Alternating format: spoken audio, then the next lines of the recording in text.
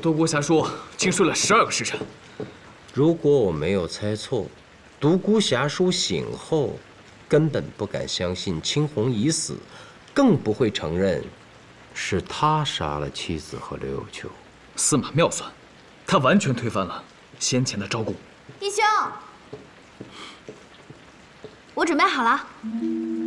到了南州狱，你要耐心地倾听独孤讲述梦中或现实中的经历，将其画在纸上，进而帮助他回忆哪些是梦境，哪些又是现实。明白。黄馒头，你给带个路。是。行。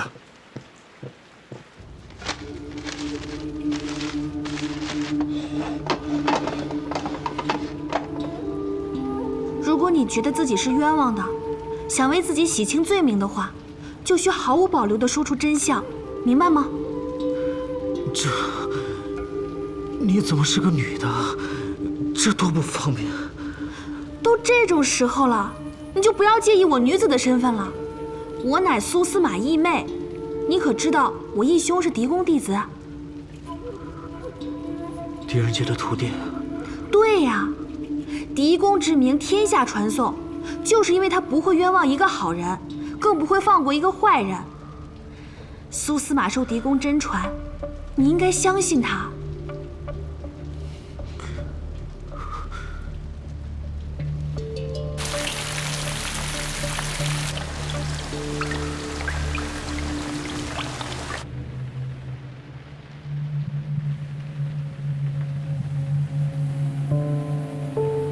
这都是什么乱七八糟的？细娟啊，你的这些画中，这一幅最为怪异。这个是刘有求和青红在独孤家幽会，这个是独孤侠叔找刘有求理论，而这个是青红要挟刘有求带他远走高飞，不然就把两人的奸情捅给独孤侠叔。最后一幅是刘有求恼羞成怒，举菜刀杀了青红。这是他的梦境？不，独孤侠叔说这些不是在梦中，也不是真的，只是这些画面不知为什么总是出现在他的脑海中，我便画了下来。杀害青红的是刘有求，根本没有证据支持这一假设。老费治好了他的妄梦，现在又出现了幻觉。这独孤侠叔是在跟我们开玩笑吧？哎呀，南州的雨下的本来就容易让人神志不清，出现幻觉也不奇怪。哎，你们两个来了这么久，有没有出现过幻觉啊？我幻游过石桥山。哦，我幻想回到了长安。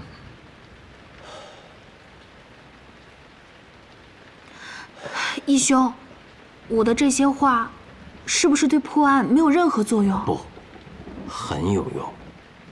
你的这些话证实了机师的推断，独孤侠叔的精神状态一定有问题，而起因恐怕是他被人暗算了。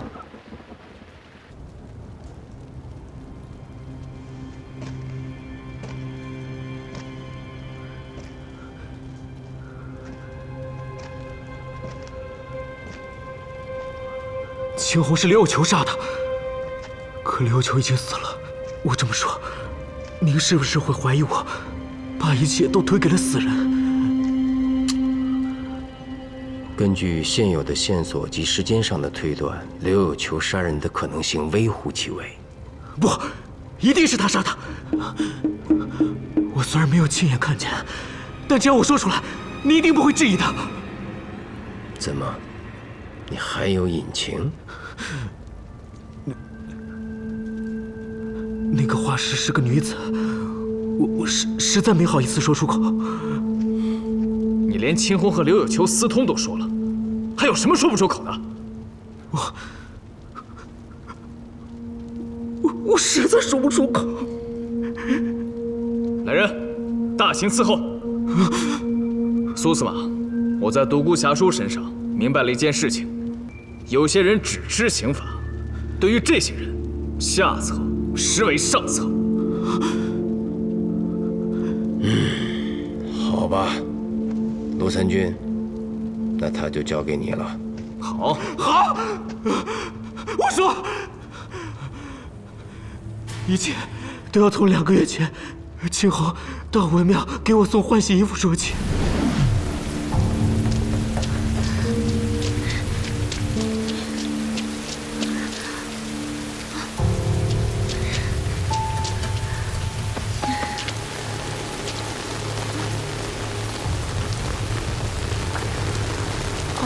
是你啊？你怎么知道我？我算准嫂夫人今日会来，特意来接的。他呢？买蜡烛去了。那我在这里等他回来吧。哎，那可不行！要是把嫂夫人浇病了，那买蜡烛的人岂不是要怪我了？哎，快走吧，为嫂夫人撑伞是小弟的荣幸。走吧，啊！谢谢。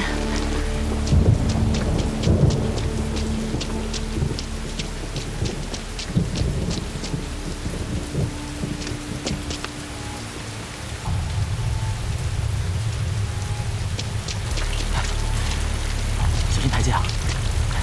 哎，嫂夫人，快入东堂休息吧。哦，我还是在院里等他回来再进屋房。别啊，嫂夫人，东堂有炭火或暖和些。您要是把身子给冻坏了，那就是我的罪责。来，走吧，啊，走。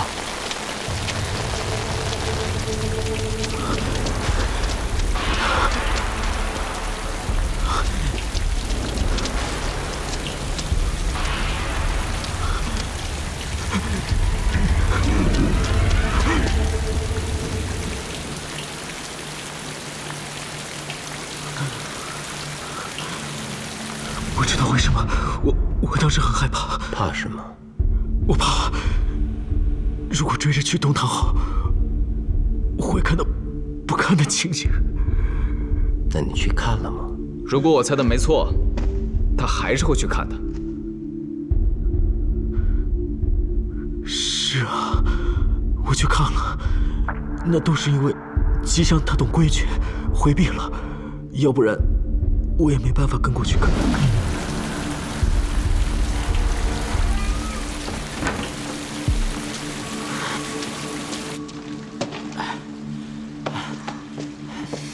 嫂夫人，没有被淋湿吧？没有。哎呀，你淋湿了，这多不好意思啊！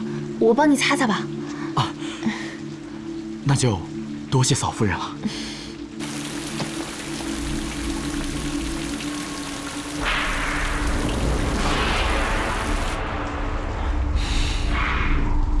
好香啊！你说什么？我说，青红好香啊！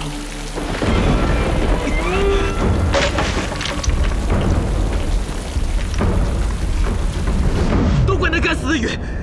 这跟雨又有什么关系？当然有关系了。若不是下雨，青红就不会被浇在树下，李有求也不会有机可乘。你怎么不愿伞？不愿那卖伞的、造伞的？我愿啊！所以自那以后，我只要见到卖伞的，我就全买下来，然后一把一把全给踩折了。那以后呢？又发生了什么？后来，我发现青红给我往文庙送衣服的次数变得多了起来。直到不久前，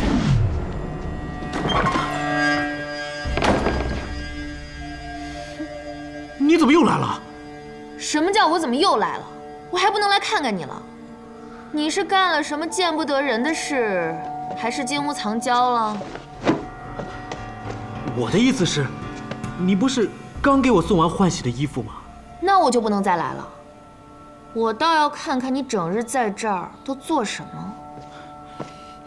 哎，嫂夫人，刘有求，你把他扣在这儿什么意思啊？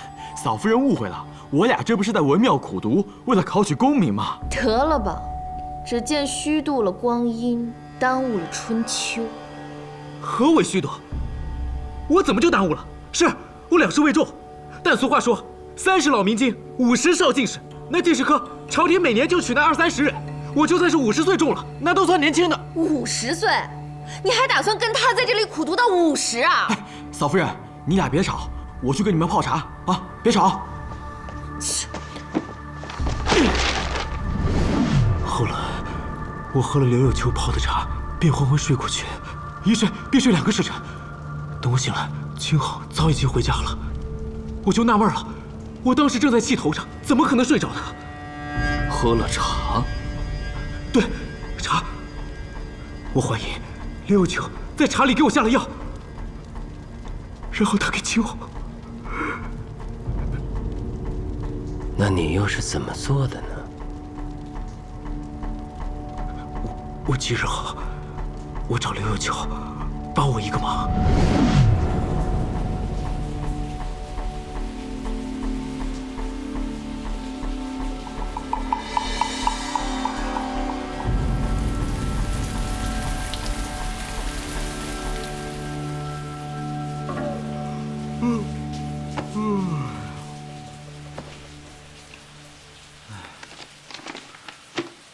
刘有求，啊，我的《照明文选》第1卷在不在你那儿？没有啊。哦。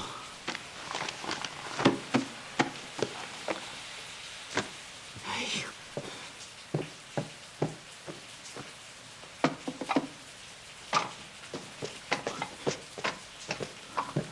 没有，难道上次回家忘在家里了？我还得回去取一趟。哎呦，哎，你怎么了？我肚子疼，这吉祥也真是的，非得打什么山鸡给咱们吃，肯定没弄干净。不要紧吧？没事没事，歇会儿就好了。哎，要不麻烦你跑一趟，回去把文选第1卷帮我拿回来好不好？你是故意试探？是，我一定要确定他们2个到底有没有奸情。那刘有求一开始还假意为难，可很快就答应了。你如此试探，就算原本没有什么，在相应的情景下，岂不也有了？我明白这个道理，但我控制不住我自己，甚至我心里还有一种隐隐的期待。期待什么？期待他们真有事。独孤侠书，我看你就是疯了！我就是因为太在乎他，所以宁愿他先负我，这样我心里也会好受一些。你，然后呢？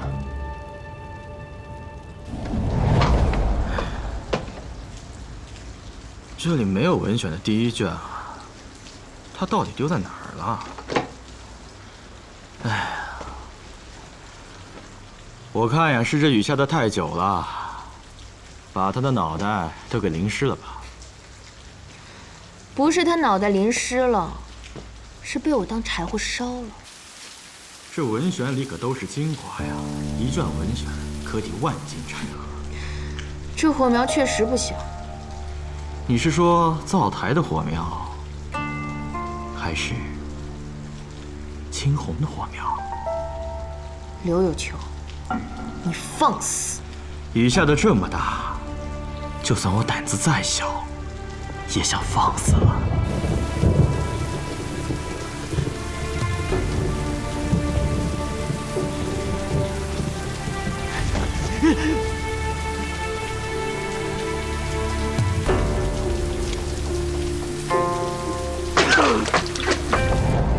我虽然没有一石头砸下去，但刘有求回到文庙以后，我捉了他。你为什么要这么做？说啊，为什么？刘有求，你今日必须给我说清楚！你疯了吗？是，我疯了，那也是你逼的。刘有求，我杀了你！虽然我没有动手，但刘有求还是吓坏了。他最近就去找青红，我知道他一定是想劝青红跟他私奔。可那女人，她毕竟跟我夫妻一场，定是没有答应他，便被他给杀了。是这样的，是这样的，没错，是这样的。刘九把秦红给杀了，刘九把秦红给杀了。我头好疼，我的头好疼，我的头好疼！怎么了？我的头好疼，头好疼！我说你们两个不要再问了。虽说他觉是睡足了，那也不能太紧张了。独孤侠说，闭目养神片刻，想吃点什么？热米汤最好啊！我让他们弄，快弄去啊！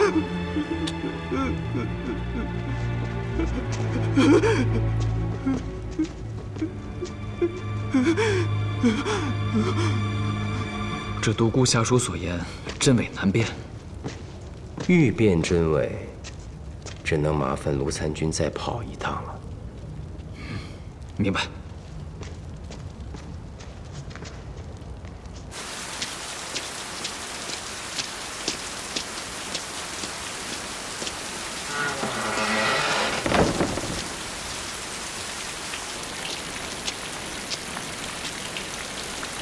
吉祥兄弟可在？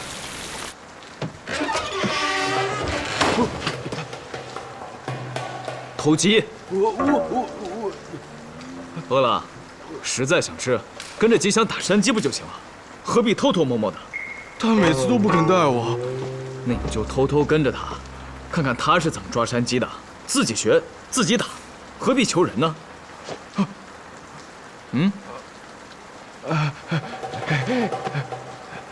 挺大个人，四肢健全，却以乞讨为生，你好意思吗？再让我看到你偷东西，我必多打你几板子！不，下去。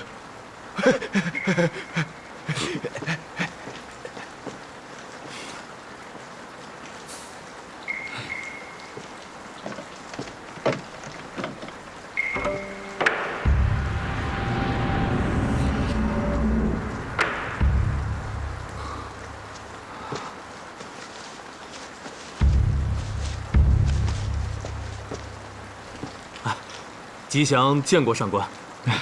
吉祥老兄，未经你允许，我就闯入你的堂中，不好意思啊。啊，没事，我刚才看见东郎鬼鬼祟祟的走了，应该是他带您来的吧？对。吉祥老兄，你这是？南州冬寒，虽不比北方，但是却阴冷的。我提前做了几件御寒的衣服。好，看吉祥老兄一表人才。又听人说也是酷爱读书之人，那为何不在外面谋个差事，非要像闲云野鹤一般住在这文庙呢？一言难尽啊，人生不如意，十有八九。我能谋到这份杂役的差事糊口，已算幸运。哎，上官今日来，有何吩咐？跟你打听一下前不久的一件事。那天下雨，青红来了。独孤侠书说：“我怕，如果追着去东堂后，会看到不堪的情景。”独孤举子是这么说的？怎么，他撒谎了？不是撒谎，是完全不是这么回事啊！那日是青红来，发现了二位举子的秘密。秘密？这事儿也怪我，上次犹豫再三，没对苏司马说破，完全是想给二位举子留些脸面。可这事儿人命关天，哎呀，这几日我一直很后悔。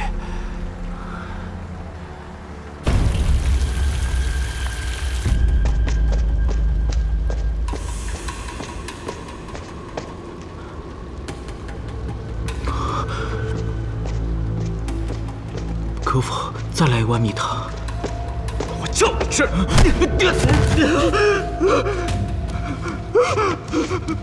你打我干什么？除了你做下的好事，我还能因为什么打你？伦令凤，你为什么打他呀？见到吉祥了？见到了。你眼前的这个人，絮絮叨叨说了这么多，嘴里说的太在乎的那个他，根本不是青红，而是刘有球。啊，这话我怎么没听懂啊？那天根本没有下雨，更不存在青红和刘有球共处一伞之事。不是独孤侠书撞见青红和刘有球暧昧，而是青红发现刘有球和独孤侠书的。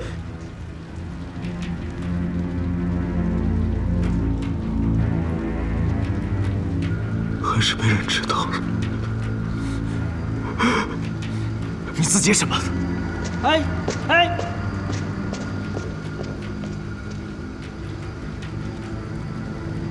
你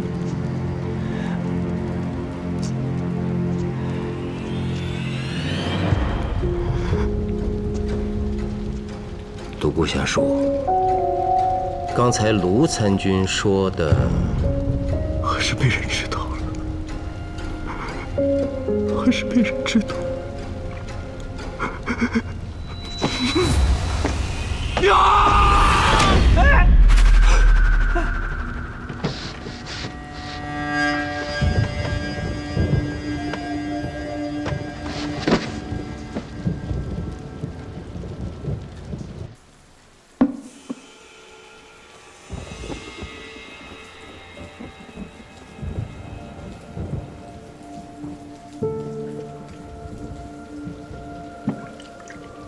师傅，喝口茶吧。他畏罪自杀，我何错之有？苏明，你是南州司马，督察司法，你说什么我洗耳恭听便是。你说的那种事，他做不出来。他已经承认了，亲口说，还是被人知道了。即便如此，也是被你吓的。我说的若非实情，他为何不反驳，反而要自杀？中郎将被逐出长安之时，为何不反驳？心灰意冷之际，难道没有想过要自杀吗？你，喜君，你这话过了啊！喜君的话虽然伤人，却不无道理啊。罗凌风，你消消气儿，耐心的听喜君说完，好不好？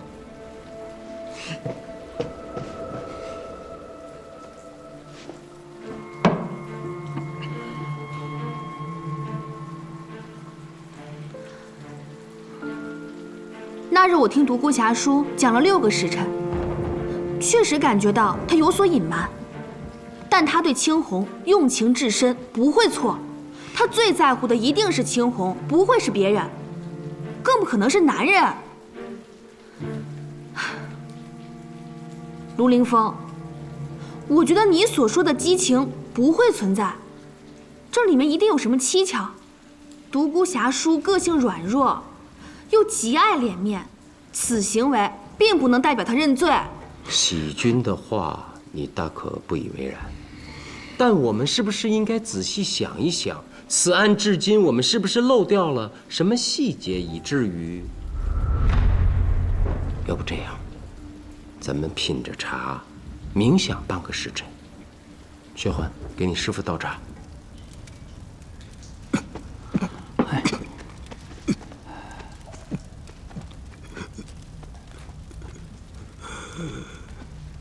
为什么不让我死？啊？让我死！我要去见青红，见刘有球。我要把一切都问个明白。死了就什么都明白不了了。说实话，死可比活着容易多了。我老费年轻的时候，那经历的不比你少。听我一句劝啊，再难也得活着。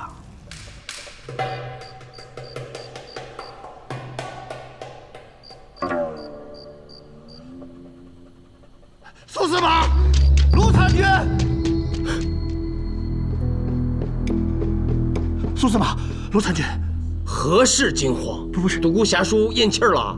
不是，您看这个，这是林州来的协查回函。10年前，林州曾有一飞贼，名唤凌剑，在当地犯下命案多起，盗窃无数，甚至包括州库。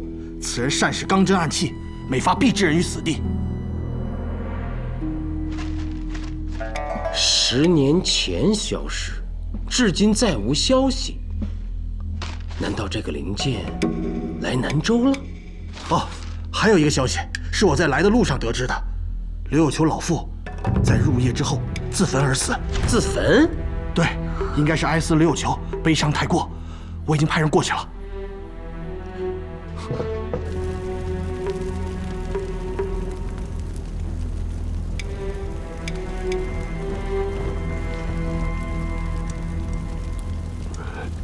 着火后，司灵得利，火势才没蔓延，但人还是给烧死了。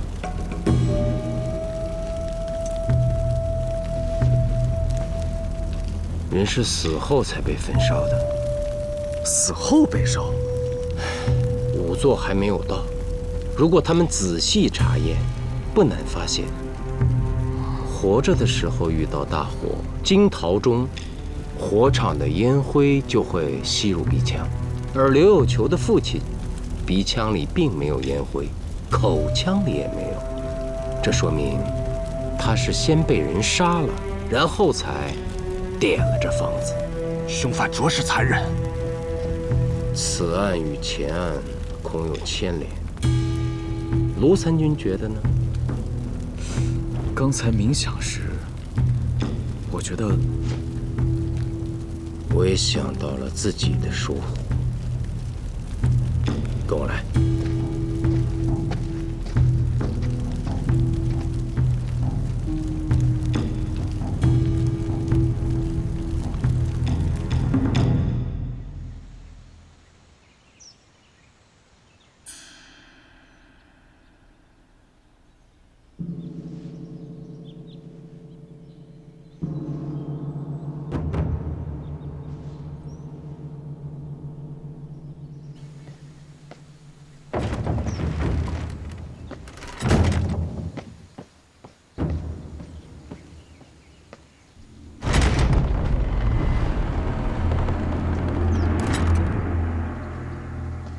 吉祥见过苏司马。你这是要去哪儿啊？昨日被卢参军一语点醒，想到一个更大的地方，开阔一下自己的眼界，去做一些该做的事。我已近不惑之年，还不算晚吧？哦，是这样啊。其实那日我见你喜好读书，便很欣赏你。如果你真的心存志向，可否暂留时，我好向上保举你，或许你就可以直接去刺史府做事。多谢苏司马的欣赏。我确实有如仕途的想法，只是不想依靠别人。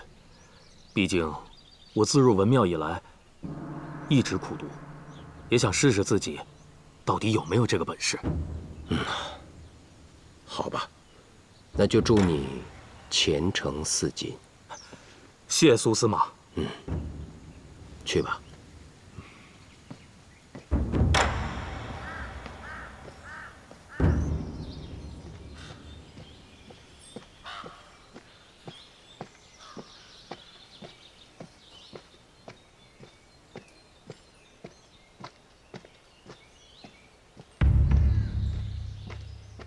站住！劫道！劫我？我有什么好劫的？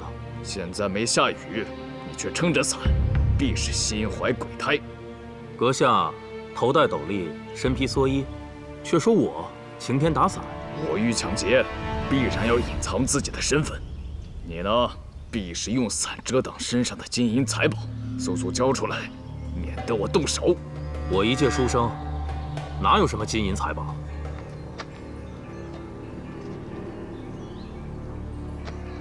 书生，这身打扮就冒充书生，我看你更像个江洋大盗。阁下可是故人？非也，就是不信你是个书生。我前半辈子身在草莽，后半辈子欲登庙堂，不行吗？既如此，就背受人生不得已的滕王阁序来。错一个字，我就多砍你一刀。滕王阁序，好文章。只可惜我没有功夫。但既然你想听，我倒可以背上一段。这也是我最喜欢的。嗟乎！时运不齐，命途多舛。冯唐易老，李广难封。居贾谊于长沙，非无圣主；窜梁鸿于海曲，岂乏明时。所赖君子见机，达人之命。老当益壮，宁以白首之心。穷且益坚，不坠青云之志。着贪权而绝爽，楚河者亦犹欢。北海虽赊，扶摇可接；东隅已逝，桑榆非晚。孟尝高洁，空余报国之情；阮籍猖狂，岂效穷途之哭？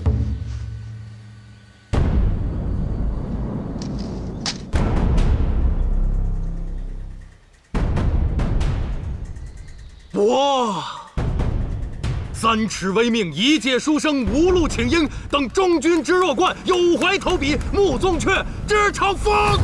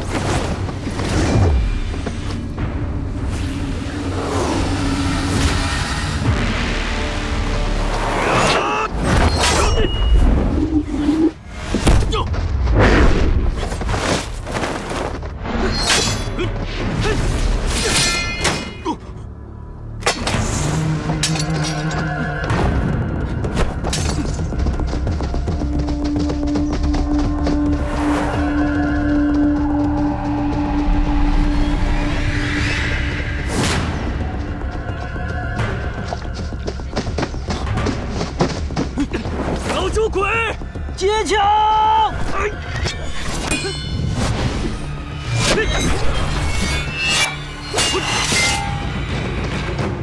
跟我使暗器！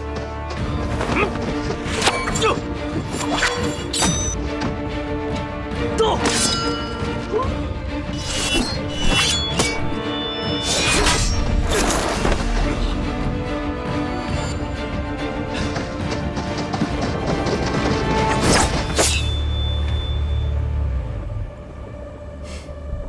急什么？你的文采不错，滕王阁序接着背啊，我还没听够呢。卢参军好武艺，我杀不了你，但是你带来的帮手，我必取其狗命。陆飞，躲起来！你不要过来！不要过来！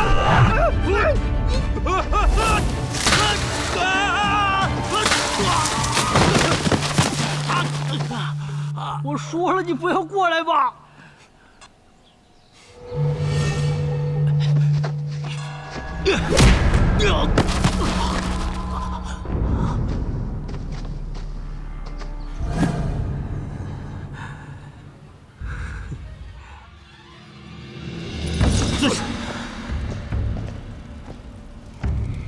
我是该叫你吉祥呢，还是该叫你灵剑？我听不懂你在说什么。你已在灵州消失了10年，为何又跑到南州来犯案，而且一下子害死了3个人？有何证据？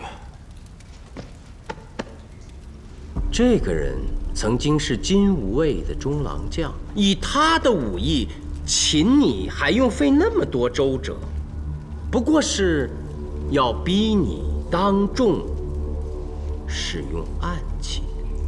经2次验尸并比对钢针，青红就是被你的暗器所害。杀一人就是死罪，你还有必要隐瞒杀害刘氏父子的罪行吗？想瞒也瞒不住。这是从你的包袱中搜出来的，刘有球的父亲写给京城市郊的书信，这书信为刘有球铺平了进士之路。这应该是你纵火前在刘宅盗取的吧？你一个爱读书的杂役，一个梦想成为进士的大盗，还真想去长安走一遭？恨只恨你跟姓卢的到了南州，阻断我奔往京城的仕途。闭嘴！若是你这等贼人都能做得了官，岂不是我大唐的耻辱？可我想不明白的是，我到底是哪里漏了破绽？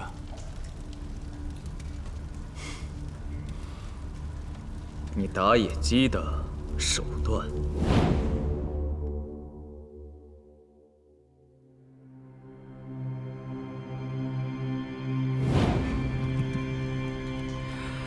我认了。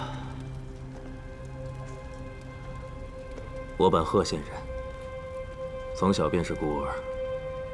蒙师傅收留传授武艺和暗器之术，后师傅死于江湖之乱。我报仇后飘荡绿林，为躲避追杀，逃到林州的寺院更名灵剑。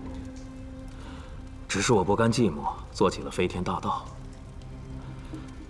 这种白天和黑夜截然相反的人生，带给我非同寻常的刺激。可到了而立之年，我便觉得一切都乏味而无趣。故金盆洗手，来到南州，捐资建了那座文庙。你说什么？文庙的捐建人是你？很奇怪吗？文庙建好后，我便以杂役身份在庙里住下。南州虽有读书人，可来拜文庙的，一年也没几个。大多都是上了香就走，我岂不落了个清净？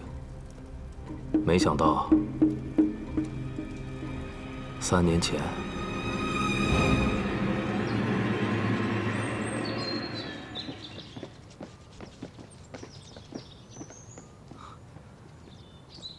把东西放下，你们可以走了。是。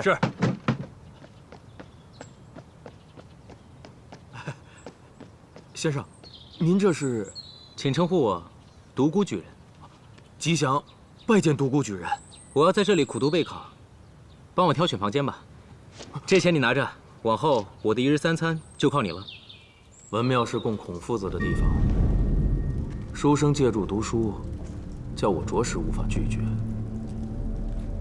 就只好编了文庙闹鬼的谎话，想把他吓走。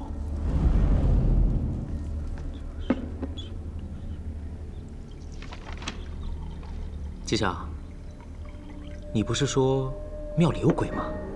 鬼呢？哎呀，该不会是女鬼吧？我都等她半个月了，怎么还不来啊？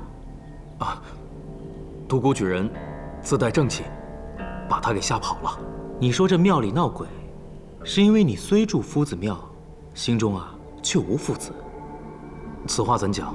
先贤曰：“子不语怪力乱神。”你以后还是多读点书吧，不要再信什么妖鬼之说了。拿去看。从那以后，我经常找独孤侠书借书，渐渐的竟喜欢上了读书。君臣固守，以窥周室，又席卷天下，包举宇内。包举宇内。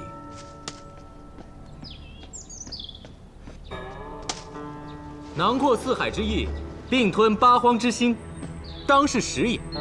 商君佐之，内立法度，务耕之，修守战之具，外连横而斗诸侯。于是秦人拱手而取西河之外。对呀对呀，瞧我这脑子！哎，你的脑子已经很不错了。我当年读过《秦论》的时候，比你年少，都没有你记得快。君实乃天才。我这负案多起的大盗，竟被独孤侠书夸了个“君实乃天才”，高兴的我3日3夜合不拢眼。甚至就是从那时起，我的内心深处萌生了一个念头：别人可以读书应试，我如何不能去京城求取功名啊？独孤侠书两事不周，那是他天资不够。我吉祥若苦读几载，奔赴长安必一击而成。那样，我的前半生和后半生将泾渭分明。这种截然不同的人生，岂不比我当年日僧夜道更为刺激？所以你这个大盗，在夫子庙里开始了奋发读书，直到有一日，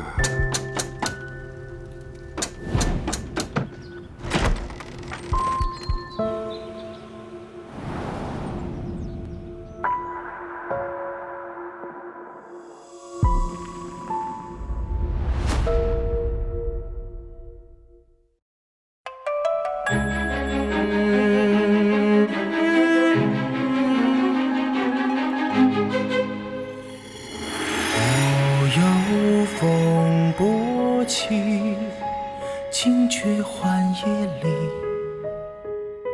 拂迷去。盛世繁华里，着新年生安逸。万骑不休，跋涉夜行。心有火光燃东河，举风鸣，是正义。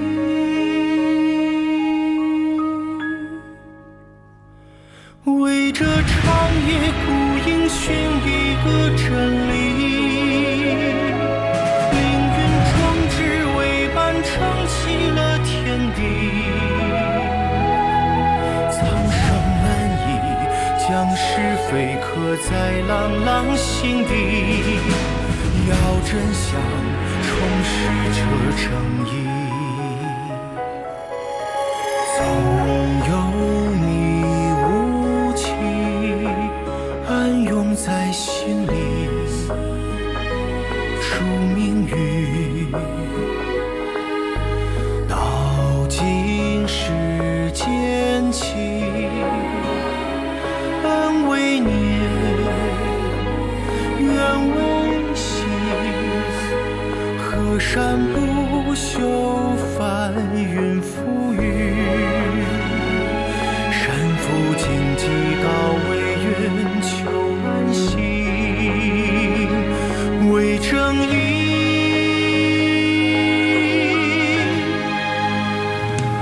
为这长夜孤影寻一个真理，凌云壮志为伴撑起了天地。苍生安逸，将是非刻在朗朗心底，要真相重拾这正义。总有千帆险境，亦不枉此行。只惧尘雪落尽，空有缘为命。